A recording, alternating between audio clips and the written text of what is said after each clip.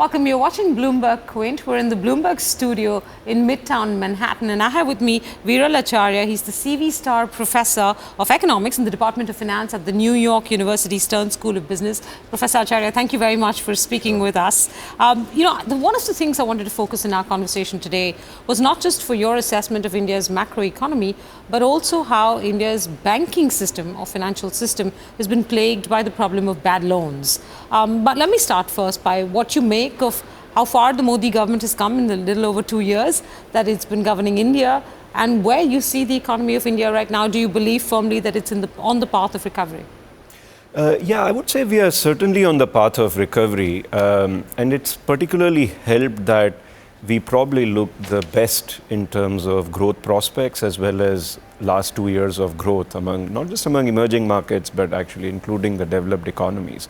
Of course, we have a long way to go, but I think gradually the reform plans are coming into place.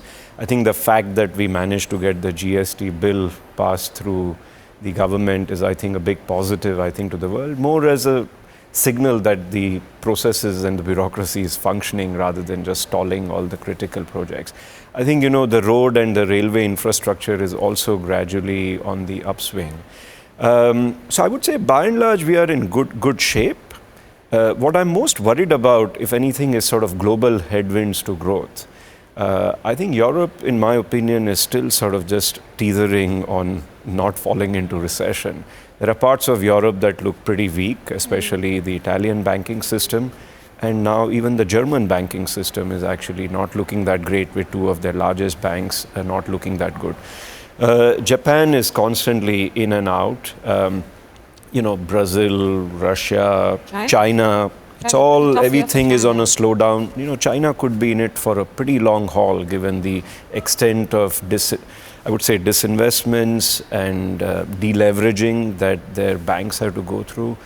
The US and India, in my opinion, are sort of like the knights with the shining armor right now. So, one of the things the world seems fairly sanguine about, though I do know that experts in markets and finance have been talking about it, is the amount of money that currently earns negative interest rates, and nobody's quite sure what the ultimate outcomes of all of this will be. Have you been able to sort of try and look at this and say, 5 years down the line, we're going to have to pay the price for all of this, and what that price is going to amount to? Absolutely. I think partly it's a very hard question because we are in a somewhat of an uncharted territory. Correct. We don't have historical evidence as to what has happened when we've allowed interest rates to go negative. But I think the history is telling in some ways already. We know what happened in Japan in the 90s, which is we didn't recapitalize their banks, but Bank of Japan said, I'm going to give you a lot of cheap liquidity. It wasn't at negative interest rates, but it was cheap liquidity. Right. And what did Japanese banks do? They just rolled over bad loans, extending the maturity by another 3 to 5 years. Those bad sectors of the economy where they didn't want to recognize the losses, the banks, the rolling over of credit meant that the resources were getting hogged in the worst parts of the economy. Now, of course, we realize that only with the benefit of hindsight. But right now, exactly the same thing has happened in Italy since 2012, when European Central Bank, they had limited resources, but banks didn't get recapitalized and they threw cheap liquidity at them. And what happens with rolling over of bad loans is that at a macro level, it looks fine. It looks like credit is growing. But unless you go and observe what the banks are doing at a micro level, which is that they're actually not recognizing losses, they are simply papering over the losses for another 3 to 5 years, you don't actually diagnose the problem right. And I think this is the fundamental problem I have with negative interest rates, which is that the gains have not been, demonstrated. We are yet struggling to figure out what are the global economy's gains from the ultra loose monetary policy, whereas now we are seeing emerging evidence of the unintended consequences that these policies have had. So the biggest problem I worry with low interest rates is when your parts of your banking sector are not healthy, it's a recipe for disaster.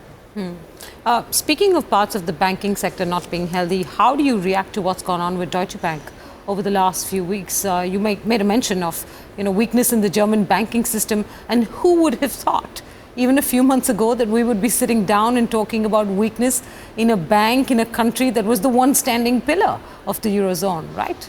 So I'm not too surprised. From our research at NYU Stern's Volatility Lab, we've actually been saying for the longest time that the French and the German banks are actually not as well capitalized as they look to the regulators. The trouble with the regulation of bank capital is that it follows very static rules. They don't change with the changing nature of risks in the economy. And because the rules are not evolving in an intelligent way, banks game them very thoroughly. One of the problems is that many assets are marked for ratings by the banks themselves, right, which has a huge conflict of interest. It doesn't take much to realize that this could be a big issue. So French and German banks have been trading at market to book ratios of below 0.7, 0.5, whereas US banks are trading at 1. Now, partly this reflects lack of growth prospects in Europe. Partly it reflects the fact that the books aren't getting marked as well as they should be. So I think in some ways the European banking sector as a whole to me is a little bit like a ticking time bomb. I was surprised to read today morning that even now they've come out saying we are going to push back on any capital reforms. We are not going to request or force our banks, which is what they really need to do, to raise more capital. So, the fact that Deutsche Bank has hit the news is perhaps more surprising because they are a national champion, etc. But I think that's part of the problem. I think the creditors in these banks still don't think they're going to take major hit. It's really the shareholder equity that's getting wiped out. And ultimately, I think it's the taxpayers on the hook. So by turning a blind eye to the fact that the market doesn't think Deutsche Bank is capitalized well, I think the regulators are risking taxpayer money, in my view. Are you proposing that there ought to be a bailout? The bank is denied asking the government for help. The government says we don't intend to help at this point in time, or so are the media reports. But do you think that's the only solution in sight? No, I don't think that's the only solution. Like, why should the bankers be bailed out? Why should the creditors be bailed out, especially the subordinated bondholders? I think the right thing to do is to shrink the size of the bank. They should probably sell it off in smaller units, allow foreign capital to come in and buy the franchises of Deutsche Bank. Now, this is where the conflict between being a national champion versus achieving the market outcome arise. But I think that again and again we tell large banks, the systemic banks, the systemically important banks, the national champions, that listen, every 10 years you can fail and you can still exist for another 10 years to fail all over again. And I think we need to stop that cycle. Okay. Speaking of banks in Europe, look, banks in India don't have it much easier either. The last few years, part of the India story has been about being able to resolve the mounting bad loan crisis that the country has faced for a variety of reasons. Corruption, just poor judgment on behalf of banks. And then we had a long period of political, let's say, inactivity that led to many projects getting stalled and hence becoming bad on the books of banks. I think some data I'm going to throw up to you from a story we did on Bloomberg Quint. Impaired assets at banks are now at 12%, with non-performing loans accounting for about 8.6%, restructured loans accounting for the remaining 3.5%. And Credit Suisse, in a recent report, said it expects the overall ratio of impaired assets to rise from 12% to over 16%.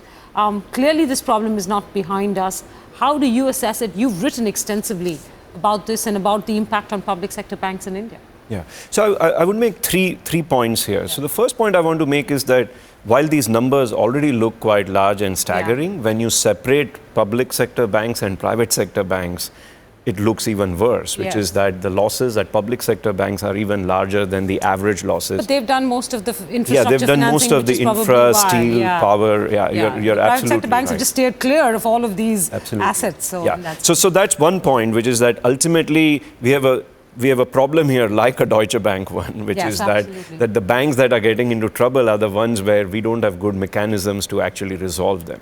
Now, second point is that historically, any bank distress in India has been resolved through mergers. Banks in India have typically not failed except for the very small banks here and there. And the regulator steps in, forces two of them to merge. Exactly. And hopes that the problem will go away over time. But the trouble is that a public sector bank cannot actually, under the current statutes, be sold to a private sector bank. Now, what our research shows is that there are banks in the private sector like HDFC, Kotak, which actually are so well capitalized that they actually have balance sheet capacity, in my opinion, to take over some of the healthy parts of the activities that the public sector banks are engaging in. Clearly, public sector banks have a branch network and franchise that would be very valuable even for private sector banks.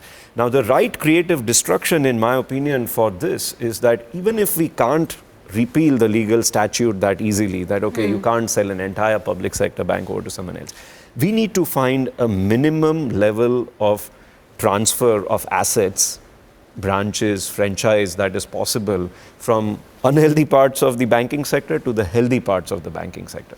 I think the reason why this is important is because we need to wean the banking sector of the government, implicit government guarantees and subsidies that the public sector banks enjoy. We need to allow the private sector to grow if they have been healthy. I'm not saying we need to make a mission out of making the private sector grow, but if they are performing well and public sector banks are not, private sector banks should actually be rewarded for doing this. Right now, we don't have mechanisms to do this. And the third point I want to come down, which is I think very important and I think is not getting stressed enough, which is that our growth numbers are good, but they could be much better. Right. Because right now what's happening is that the public sector banks, which clearly receive a big chunk of the deposit savings in the economy, are not lending well at all.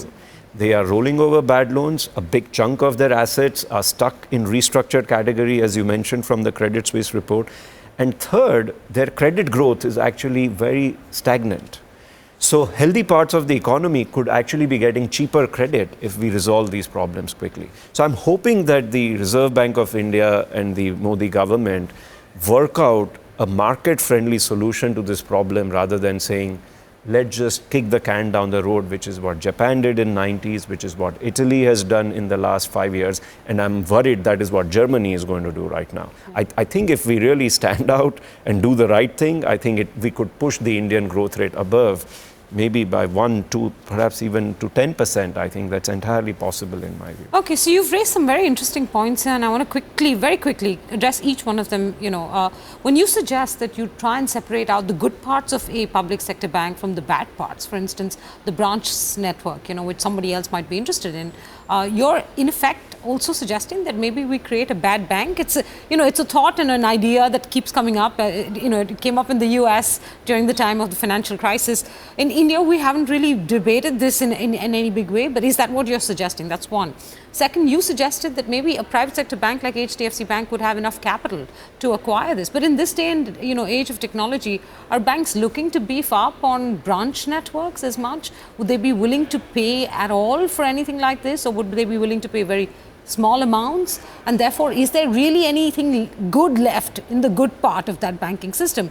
Especially because many private sector banks have stayed away from funding large projects, which has really been the core of what the state banks of India and all of them do. So would an HDFC bank even want exposure to those kinds of projects? So if you can elaborate a little bit more on what type of solution you're referring to here. Yes.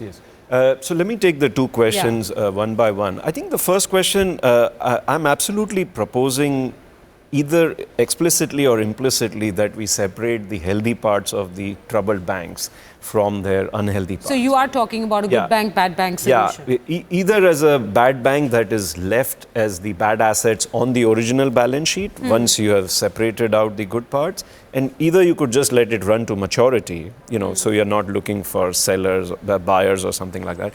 Or you could actually pool all the bad parts together and form up like an asset, like an asset management restructuring company that looks for buyers of these assets. And you think that's a viable solution? It takes time because bad assets have a lot of adverse information about them. Yes. But usually over a 4 to 5 year period, historically, in most parts of the world, there have been buyers of these assets. Of course, you're going to have to sell these assets at a discount, but the governments usually have managed to get something out of these bad assets. But in many countries, bad assets have also simply been run to maturity, which in my opinion is a much better outcome than actually reining in the healthy part of the balance sheet because it's constantly being pulled back to paper over the losses of the bad parts. If I remember correctly, the US did something quite similar, right, after the global financial crisis. So they did this in 90s as well. They did it. You thought it was a success, both times. Implicitly, US has always done this through Fannie Mae and Freddie Mac, which are their sort of big mortgage giants. Right. But in 90s, when they had the savings and loans crisis, first they had a bailout, but ultimately they set up an asset restructuring company, and in 95, the government exited after 5 to 6 years once this restructuring company was set up. So you don't think this piecemeal recapitalization we've seen the government do when it comes to public sector banks is going to be effective enough? Really, in your, at least from our conversation, the one solution you're backing is a bad bank, good bank solution. Yeah, I don't like the piecemeal capitalization at all, because it's going to mean also very gradual recovery of the credit growth at these banks. And that's not what the economy needs right now. I understand from a fiscal standpoint that's an attractive way of going about it, but I think our focus should be on growth.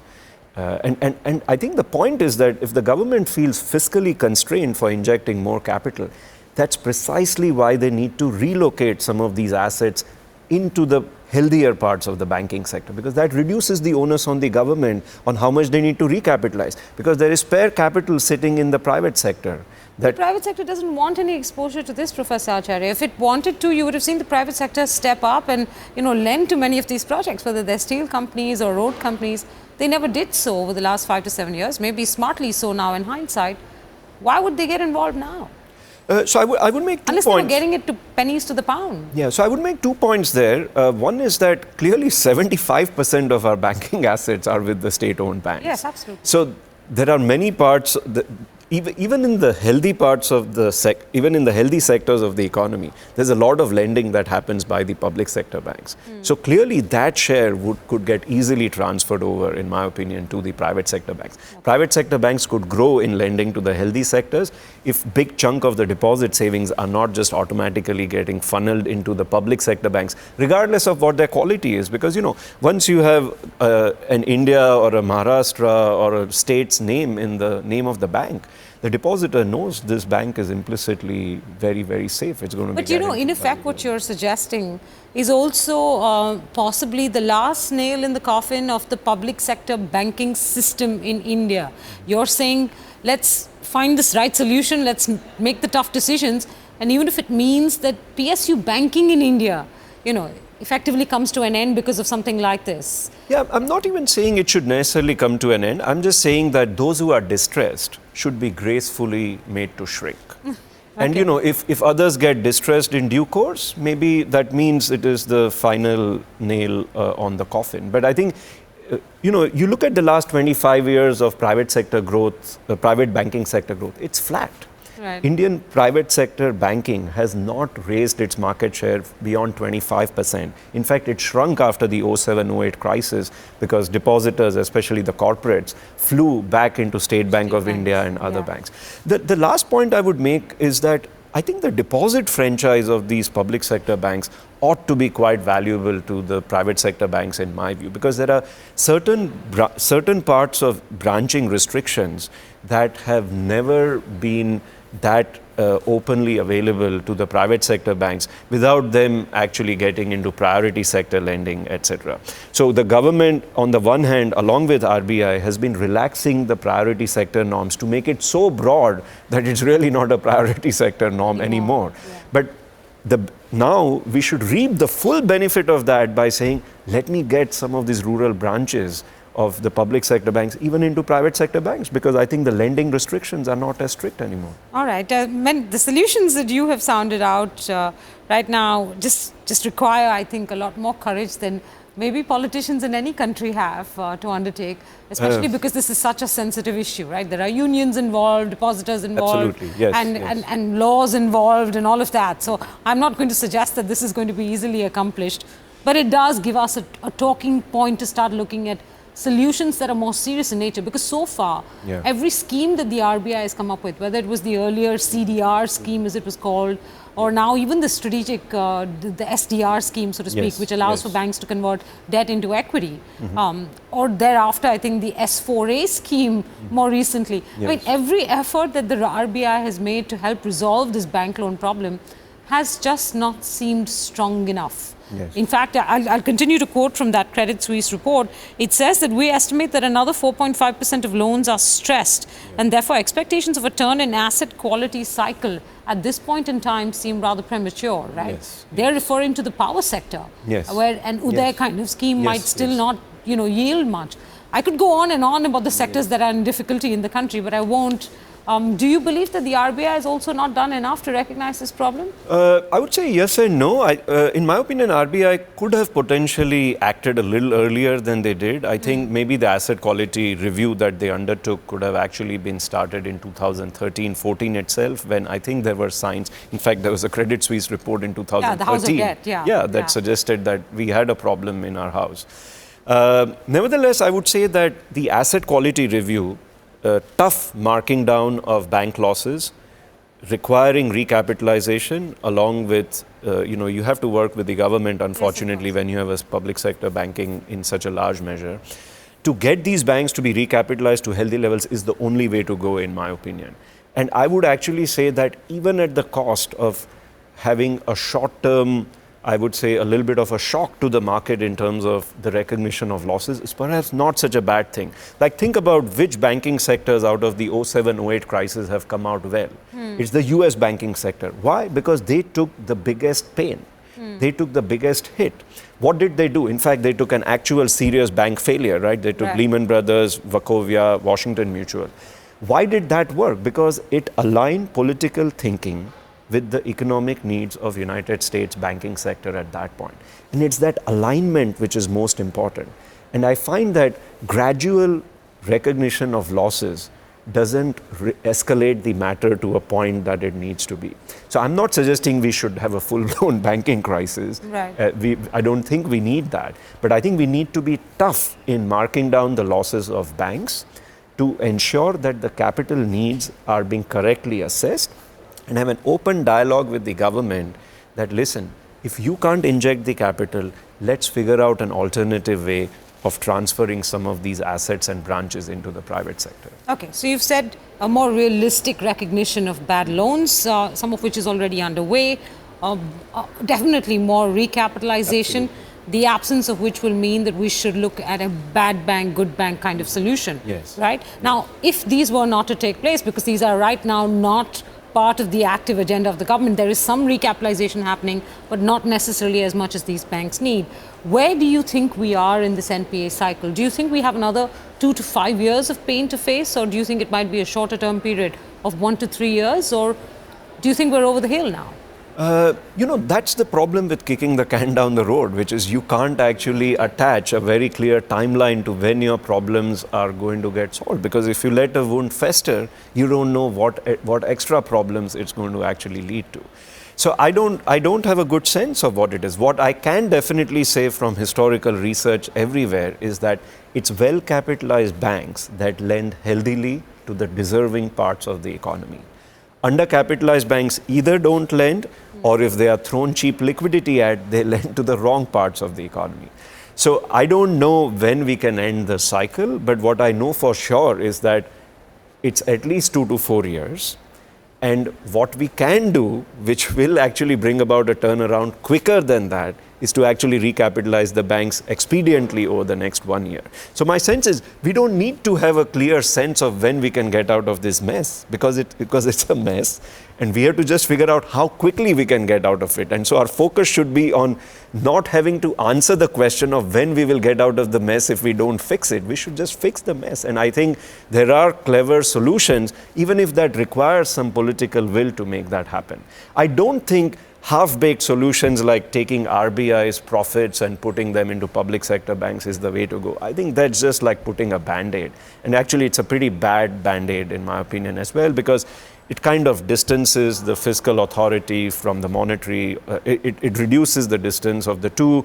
It kind of almost says that a central bank should generate profits because you have to recapitalize the public sector. It's kind of, it just has everything smells wrong about it. And if there was a government to take these difficult decisions, it ought to be this one, because it's come in with a historic mandate, so to speak, right? Or historic. We are growing at a decent growth rate. I think this is the time to actually amplify the growth by actually getting the banking sector to be healthy. This is not the time to lay shy, saying, I'm not sure if growth prospects are high. Am I going to be able to collect taxes that I'm going to need to inject this capital into the banking sector? We are growing well. We have tremendous potential.